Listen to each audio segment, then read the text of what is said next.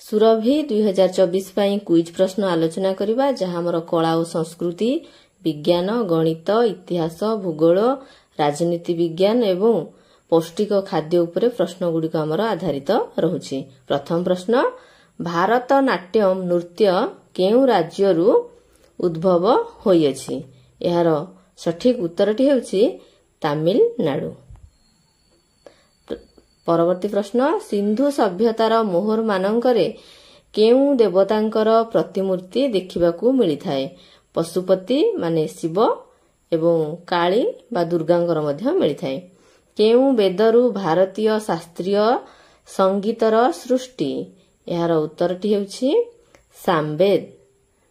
ଜ୍ୟୋତିଷ ବିଦ୍ୟା ଓ ଚିକିତ୍ସା ବିଦ୍ୟା କେଉଁ ବେଦରେ ବର୍ଣ୍ଣନା କରାଯାଇଛି? ଏହାର ଉତ୍ତରଟି ହେଉଛି ଅଥର୍ବ ବେଦ। ମୌର୍ଯ୍ୟ ବଂଶର କେଉଁ ସମ୍ରାଟ ପୌର ଶାସନ ବ୍ୟବସ୍ଥା ପ୍ରତିଷ୍ଠିତ କରିଥିଲେ? ଏହାର ଉତ୍ତରଟି ହେଉଛି ସମ୍ରାଟ ଚନ୍ଦ୍ରଗୁପ୍ତ। ପରବର୍ତ୍ତୀ ପ୍ରଶ୍ନ, କିଏ ଭାରତରେ ସ୍ଥାନୀୟ ସ୍ୱାୟତ୍ତ ଶାସନ ବ୍ୟବସ୍ଥା ପ୍ରଚଳନ କରିଥିଲେ? ଉତ୍ତରଟି ହେଉଛି ଲର୍ଡ ରିପନ 1882 ମସିହାରେ। ଜାତୀୟ ପ୍ରତୀକ ସିଂହର ପ୍ରତିକୃତିକୁ କେଉଁଠାରୁ ଗ୍ରହଣ କରାଯାଇଛି? ଏହାର ଉତ୍ତର ହେଉଛି ସାରନାଥ ସ୍ତମ୍ଭର ଅଗ୍ରଭାଗ। ଓଡ଼ିଶାର କେଉଁ ସ୍ଥାନରେ ପ୍ରାଗ ଐତିହାସିକ ଯୁଗର ଗୁମ୍ଫା ଚିତ୍ର ଆବିଷ୍କୃତ ହୋଇଅଛି? କଳାହାଣ୍ଡି ଜିଲ୍ଲାର ଗୁଡ଼ହାଣ୍ଡି ଓ ଯୋଗୀମଠ। ଭାରତର ନାଟ୍ୟକଳାର ଉତ୍ପତ୍ତି କେଉଁଠାରୁ ହୋଇଛି? ଏହାର ଉତ୍ତର ହେଉଛି ଭରତ ନାଟ୍ୟଶାସ୍ତ୍ରରୁ। ପରବର୍ତ୍ତୀ ପ୍ରଶ୍ନ, ପ୍ରତ୍ୟେକ ପ୍ରାଣୀ ପ୍ରତ୍ୟକ୍ଷରେ ବା ପରୋକ୍ଷରେ ଖାଦ୍ୟ ପାଇଁ କାହା ଉପରେ ନିର୍ଭର କରିଥାନ୍ତି? ଉତ୍ତରଟି ହେଉଛି ଉଦ୍ଭିଦ। କେଉଁ ଉଦ୍ଭିଦ କୀଟ ପତଙ୍ଗକୁ ହଜମ କରିପାରେ? ଉତ୍ତରଟି ହେଉଛି କମଣ୍ଡଳୁ। ଖାଦ୍ୟ ନଳୀର ସବୁଠାରୁ ଲମ୍ବା ଅଂଶର ନାମ କ'ଣ? ଏହାର ଉତ୍ତରଟି ହେଉଛି କ୍ଷୁଦ୍ରାନ୍ତ। ପରବର୍ତ୍ତୀ ପ୍ରଶ୍ନ ଦେଖିବା, କ୍ଷୁଦ୍ରାନ୍ତର ଲମ୍ବ କେତେ ମିଟର? ଏହାର ଉତ୍ତରଟି ହେଉଛି 7.5 ମିଟର। ସବୁ ପ୍ରଶ୍ନ ଏଠି ଅଛି, ବିଜ୍ଞାନ, ଗଣିତ, ଇତିହାସ, ଭୂଗୋଳ। ଆପଣ ଟେନସନ ହୁଅନ୍ତୁ ନାହିଁ। ବୃହଦନ୍ତ୍ରର ଲମ୍ବ କେତେ ମିଟର? ଏହାର ଉତ୍ତର ହେଉଛି 1.5 ମିଟର। ଯଦି ଭିଡିଓଟି ଭଲ ଲାଗୁଛି ଲାଇକ୍ କରନ୍ତୁ। ବିଶ୍ୱର ପ୍ରଥମ ତାପମାନ ଯନ୍ତ୍ର କିଏ ଉଦ୍ଭାବନ କରିଥିଲେ? ଉତ୍ତରଟି ହେଉଛି ଗାଲିଲିଓ, ଯିଏକି ଆମର 1592 ମସିହାରେ ଏହାକୁ ବାହାର କରିଥିଲେ। ମଣିଷ ଶରୀରର ସାଧାରଣ ତାପମାତ୍ରା କେତେ? ଏହାର ଉତ୍ତର ହେଉଛି 37 ଡିଗ୍ରୀ ସେଲସିୟସ୍ ଏବଂ 98.4 ଡିଗ୍ରୀ ଫାରେନହାଇଟ୍। କିଏ ଏକ ତରଳ ଧାତୁ? ଏହାର ଉତ୍ତରଟି ହେଉଛି ପାରଦ। ଯଦି ଭିଡିଓଟି ଆପଣଙ୍କୁ ଭଲ ଲାଗୁଛି ମୋ ଚ୍ୟାନେଲକୁ ସବସ୍କ୍ରାଇବ କରନ୍ତୁ, ଭିଡିଓଟିକୁ ଲାଇକ୍ କରନ୍ତୁ। ବେଙ୍ଗ କାହା ସାହାଯ୍ୟରେ ଶ୍ୱାସକ୍ରିୟା କରିଥାଏ? ଉତ୍ତରଟି ହେଉଛି ଫୁସଫୁସ୍ ଓ ଚର୍ମ। +4ର ବିପରୀତ ସଂଖ୍ୟାଟି କ'ଣ? ବିପରୀତ ସଂଖ୍ୟା। ଏହାର ଉତ୍ତର ହେଉଛି -4। +4ର ବିପରୀତ ସଂଖ୍ୟା। 5ର ବ୍ୟତିକ୍ରମ କ'ଣ ହେବ? ଏହାର ଉତ୍ତରଟି ହେଉଛି 1/5 ବ୍ୟତିକ୍ରମ। ତ୍ରିଭୁଜର ଗୋଟିଏ ବାହୁର ମଧ୍ୟବିନ୍ଦୁ ଓ ଉକ୍ତ ବାହୁର ସମ୍ମୁଖୀନ ଶୀର୍ଷବିନ୍ଦୁର ସଂଯୋଜକ ରେଖାଖଣ୍ଡକୁ କ'ଣ କୁହାଯାଏ? ଉତ୍ତରଟି ହେଉଛି ମଧ୍ୟମା। ପରବର୍ତ୍ତୀ ପ୍ରଶ୍ନ ଦେଖିବା, ଗୋଟିଏ ତ୍ରିଭୁଜର ଯେକୌଣସି ଦୁଇଟି ବାହୁର ଦୈର୍ଘ୍ୟର ସମଷ୍ଟି ଏହାର ତୃତୀୟ ବାହୁର ଦୈର୍ଘ୍ୟଠାରୁ କ'ଣ ହେବ? ମତଲବ ଅଧିକ ହେବ ନା କମ୍ ହେବ? ଏହାର ଉତ୍ତରଟି ହେଉଛି ଅଧିକ ହେବ ବା ବୃହତ୍ତର। ସମାନ ବି ହେଲେ ଚଳିବ। ବୃତ୍ତର ବ୍ୟାସ ଏହାର ବ୍ୟାସାର୍ଦ୍ଧର କେତେ ଗୁଣ? ଏହାର ଉତ୍ତର ହେଉଛି 2 ଗୁଣ। ପରବର୍ତ୍ତୀ ପ୍ରଶ୍ନ ଦେଖିବା କ୍ଷେତ୍ରଫଳ ଉପଲବ୍ଧ ଥିଲେ ଗୋଟିଏ ବର୍ଗ କ୍ଷେତ୍ରର ବାହୁର ଦୈର୍ଘ୍ୟ କ'ଣ ହେବ? ଏହାର ଉତ୍ତରଟି ହେଉଛି କ୍ଷେତ୍ରଫଳର ବର୍ଗମୂଳ। ସାମାନ୍ତରିକ କ୍ଷେତ୍ରଫଳର ସୂତ୍ରଟି କ'ଣ? ଏହାର ଉତ୍ତରଟି ହେଉଛି ଭୂମି ଗୁଣନ ଉଚ୍ଚତା।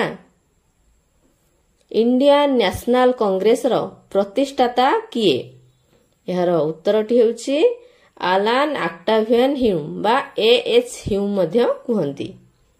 ପରବର୍ତ୍ତୀ ପ୍ରଶ୍ନ କାହାର ସ୍ମୃତିରେ ଇଣ୍ଡିଆ ଗେଟ୍ ତିଆରି କରାଯାଇଥିଲା?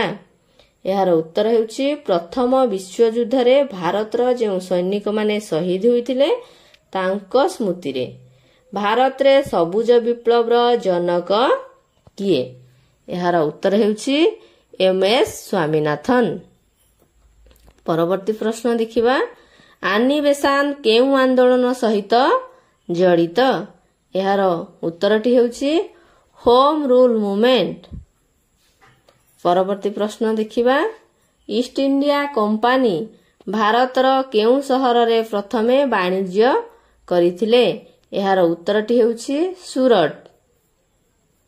ପରବର୍ତ୍ତୀ ପ୍ରଶ୍ନ ଦେଖିବା ପୂର୍ଣ୍ଣ ସ୍ୱରାଜ୍ୟ ଦାବି କରିଥିବା ପ୍ରଥମ ଭାରତୀୟ କିଏ? ଉତ୍ତରଟି ହେଉଛି ଦାଦାଭାଇ ନାରୋଜି। କେଉଁ ମସିହାରେ ଭାରତରେ ଇଂରାଜୀ ଭାଷାର ପ୍ରଚଳନ ଆରମ୍ଭ ହୋଇଥିଲା? ଏହାର ଉତ୍ତରଟି ହେଉଛି 1835 ମସିହା। ଭାରତ ଓ ଗ୍ରୀକ ଶୈଳୀର ମିଶ୍ରଣରେ କେଉଁ କଳା ଶୈଳୀ ସୃଷ୍ଟି ହୋଇଥିଲା? ଉତ୍ତରଟି ହେଉଛି ଇଣ୍ଡୋ ଗ୍ରୀକ। ପରବର୍ତ୍ତୀ ପ୍ରଶ୍ନ ଦେଖିନେବା ଭାରତର ସମ୍ବିଧାନ କେତୋଟି ଭାଷାକୁ ସ୍ୱୀକୃତି ଦେଇଛି? ସମ୍ବିଧାନରେ ବର୍ଣ୍ଣନା ହୋଇଛି 22ଟି ଭାଷା।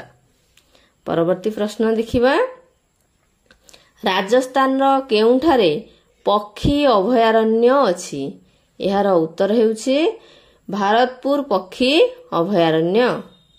ପରବର୍ତ୍ତୀ ପ୍ରଶ୍ନ ଦେଖିବା ହରିୟାଣାର କେଉଁ ସ୍ଥାନରେ ପକ୍ଷୀ ଜାତୀୟ ଉଦ୍ୟାନ ଅଛି?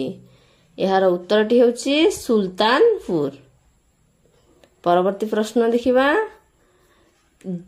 ଜିମ୍ କାର୍ବେଟ ଜାତୀୟ ଉଦ୍ୟାନ କେଉଁ ରାଜ୍ୟରେ ଅବସ୍ଥିତ? ଏହାର ଉତ୍ତରଟି ହେଉଛି ଉତ୍ତରାଖଣ୍ଡ।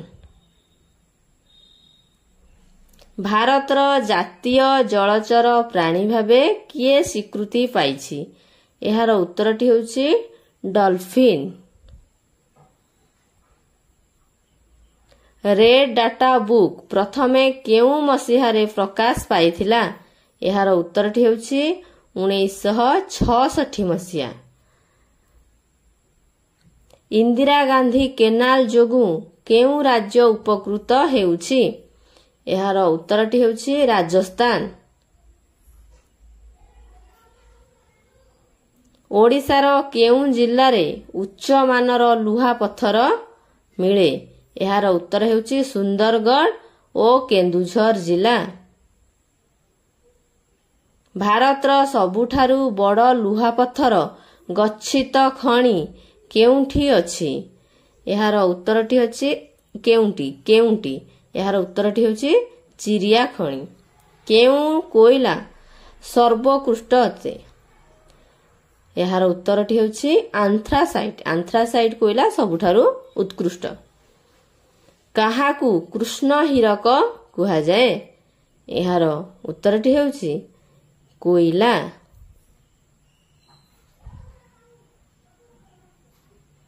ଓଡ଼ିଶାର କେଉଁ ସ୍ଥାନରେ ତାପଜ ବିଦ୍ୟୁତ ଶକ୍ତି କେନ୍ଦ୍ର ଅଛି?